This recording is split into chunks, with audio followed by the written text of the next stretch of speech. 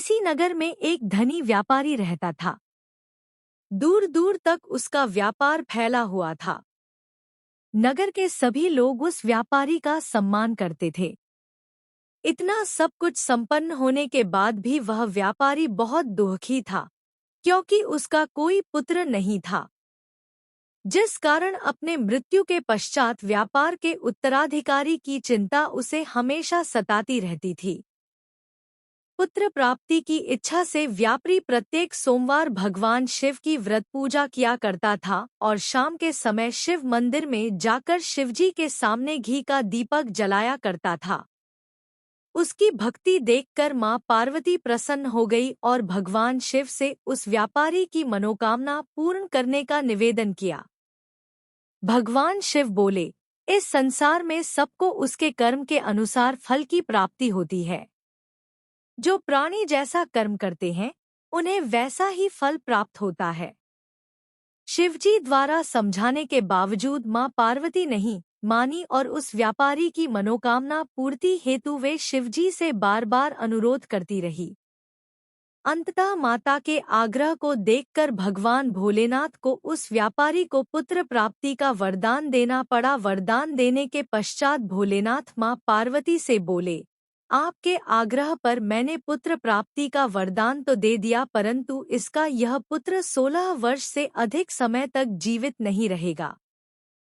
उसी रात भगवान शिव उस व्यापारी के स्वप्न में आए और उसे पुत्र प्राप्ति का वरदान दिया और उसके पुत्र के 16 वर्ष तक जीवित रहने की भी बात बताई। भगवान के वरदान से व्यापारी को खुशी तो हुई, लेकिन पुत्र की अल्पायु की चिंता ने उस खुशी को नष्ट कर दिया। व्यापारी पहले की तरह सोमवार के दिन भगवान शिव का विधिवत व्रत करता रहा। कुछ महीनों के बाद उसके घर एक अति सुंदर बालक ने जन्म लिया और घर में खुशियां ही खुशियां भर गई। बहुत धूमधाम से पुत्र जन्म का समारोह मनाया गया, परंतु व्यापारी को पुत्र जन्म की अधिक खुशी नहीं हुई, क्योंकि उसे पुत्र की अल्पायु के रहस्य का पता था। जब पुत्र 12 वर्ष का हुआ तो व्यापारी ने उसे उसके मामा के साथ पढ़ने के लिए वाराणसी भेज दिया। लड़का अपने मामा के साथ शिक्षा प्राप्ति हेतु चल दिया। रास्ते में जहां भी मामा भांजे विश्राम हेतु रुकते, वहीं यज्ञ करते और ब्राह्मणों को भोजन कराते। लंबी यात्रा के बाद मामा भांजे एक नगर में पहुंचे। उस दिन नगर के राजा की कन्या का विवाह था, जिस कारण पूरे नगर को सजाया गया था। निश्चित समय पर बारात आ गई, लेकिन वर का पिता अपने बेटे के एक आंख से काने होने के कारण बहुत चिंतित था। उसे भय था कि इस बात का पता चलने पर कहीं राजा विवाह से इनकार न कर दे, इससे उसकी बदनामी भी होगी। जब वर के पिता ने व्यापारी के पुत्र को देखा तो उसके मस्तिष्क में एक विचार आया। उसने सोचा, क्यों न इस लड़के को दूल्हा बनाकर राजकुमारी से विवाह करा दूं। विवाह के बाद इसको धन देकर विदा कर दूंगा और राजकुमारी को अपने नगर ले जाऊंगा। वर के पिता ने लड़के के मामा से इस संबंध में बात की। मामा ने धन मिलने के लालच में वर के पिता की बात स्वीकार कर ली। लड़के को दूल्हे का वस्त्र पहनाकर राजकुमारी से विवाह कर दिया गया। राजा ने बहुत सारा धन देकर राजकुमारी को विदा किया।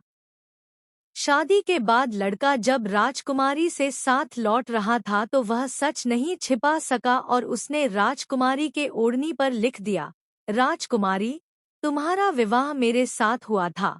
मैं तो वाराणसी पढ़ने के लिए जा रहा हूँ और अब तुम्हें जिस नवयुवक की पत्नी बनना पड़ेगा वह कान्हा है।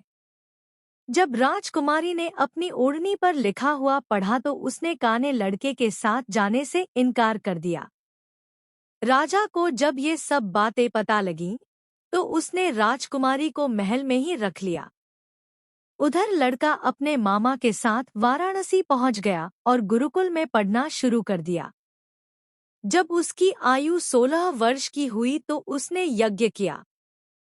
यज्ञ के समाप्ति पर ब्राह्मणों को भोजन कराया और खूब अन्न वस्त्र दान किए। रात को वह अपने शयन कक्ष में सो गया। शिव के वरदान के अनुसार शयनावस्था में ही उसके प्राण पखेरु उड़ गए। सूर्योदय पर मामा मृत भांजे को देखकर रोने पीटने लगा। आसपास के लोग भी एकत्र होकर दुख प्रकट करने लगे। लड़के के मामा के रोने विलाप करने के स्वर समीप से गुजरते हुए भगवान शिव और माता पार्वती जी ने भी सुने। माता पार्वती ने भगवान से कहा, प्राणनाथ, मुझे इसके रोने के स्वर सहन नहीं हो रहे। आप इस व्यक्ति के कष्ट को अवश्य दूर करें। भगवान शिव ने माता पार्वती के साथ अदृश्य रूप में समीप जाकर देखा तो भोलेनाथ माता पार्वती से बोले, यह तो उसी व्यापारी का पुत्र है जिसे मैंने 16 वर्ष की आयु का वरदान दिया था।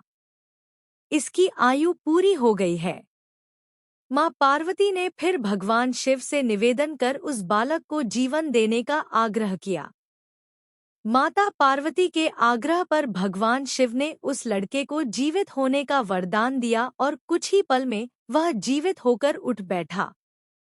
शिक्षा समाप्त करके लड़का मामा के साथ अपने नगर की ओर चल दिया। दोनों चलते हुए उसी नगर में पहुंचे जहां उसका विवाह हुआ था। उस नगर में भी यज्ञ का आयोजन किया। समीप से गुजरते हुए नगर के राजा ने यज्ञ का आयोजन देखा और उसने तुरंत ही लड़के और उसके मामा को पहचान लिया। शिव भक्त होने तथा सोमवार का व्रत करने से व्यापारी की सभी मनोकामनाएं पूर्ण हुईं। इसी प्रकार जो भक्त सोमवार का विधिवत व्रत करते हैं और व्रत कथा सुनते हैं, उनकी सभी इच्छाएं पूरी होती हैं। कैसे करें सोमवार को महादेव का पूजन? सोमवार के व्रत में व्रतियों को सुबह नहा धोकर भोलेनाथ की पूजा का संकल्प लेना चाहिए और फिर घर के मंदिर के आगे चौकी स्थापित करके शिव भगवान और मां पार्वती की मूर्ति या तस्वीर की स्थापना करें। इसके बाद भगवान शिव और माता पार्वती का चंदन से तिलक करें, उन्हें रोली, अक्षत अर्पित करें और पान सुपारी चढ़ाएं। इसके पश्चात फल फूल आदि से उनको भोग लगाएं और आरती करें। इसके पश्चात मंदिर में जाकर शिवलिंग का जलाभिषेक जरूर करना चाहिए। भगवान शिव को पंचामृत और मिश्री आदि का भोग लगाने की बात कही जाती है। भगवान शिव को मालपुए पसंद है और आप मालपुए बनाकर इसका भोग शिव भगवान को लगा सकते हैं। सोमवार के व्रत में क्या खा सकते हैं और क्या नहीं? सोमवार के व्रत में नमक का प्रयोग करने की मनाही की जाती है। व्रत में अन्न की बजाय कुट्टू या सिंघाड़े के आटे से बनी रोटी, पराठा या पूरी खा सकते हैं। इस दिन व्रत में सामक के चावल की खीर बनाकर खानी चाहिए। इस दिन व्रत में आलू की सब्जी और बिना नमक के दही का उपयोग कर सकते हैं। इस दिन सेंधा नमक का सेवन करना चाहिए। आप फलाहार में ताजे फल, केला, सेब, पपीता आदि का सेवन कर सकते हैं। घर के अन्य सदस्यों को भी शाकाहारी भोजन करना चाहिए और तामसिक भोजन से दूर रहना चाहिए।